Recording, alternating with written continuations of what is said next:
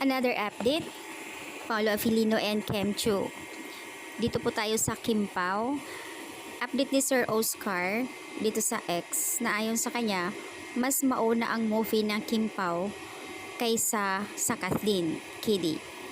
And then, yung update naman ng ibang admin na sinasabi action movie.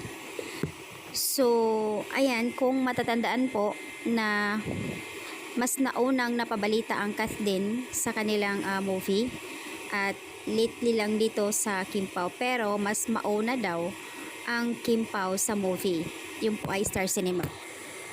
So ayan guys, ayon sa karamihan, magsimula ang movie ng Kim Pao, I think October, and then sa Kathleen naman ay November. Pero payo ng karamihan, lalo na sa mga Kim Pao fans, na sana wag daw madaliin ang movie ng Kim Pao. Dahil, at syempre, first time nila together na magkakasama dito sa movie, na ang gusto mangyari nila, maganda yung kinalabasan at patok talaga sa lahat. At in fairness naman, at hindi naman sa lingid kaalaman na pangalawang movie na ito ng Kathleen. Pero hindi yun ang pagbabasihan guys, na kahit sabihin mo box office queen sila, o either may talagang pinagsamahan na dati, kasi dito first time ng Kim Pao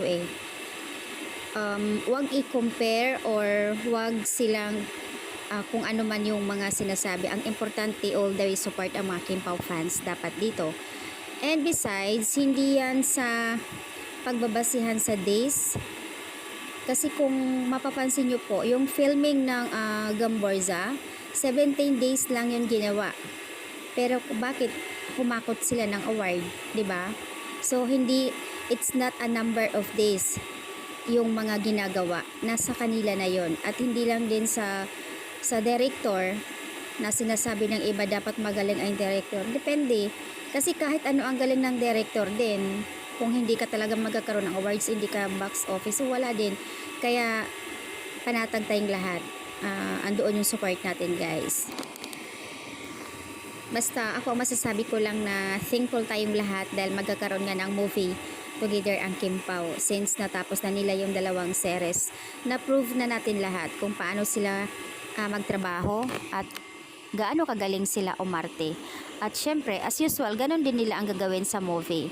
Mas worth pa nga siguro pag gagawin nila sa movie yan. Kasi syempre, lalo na pagka-action.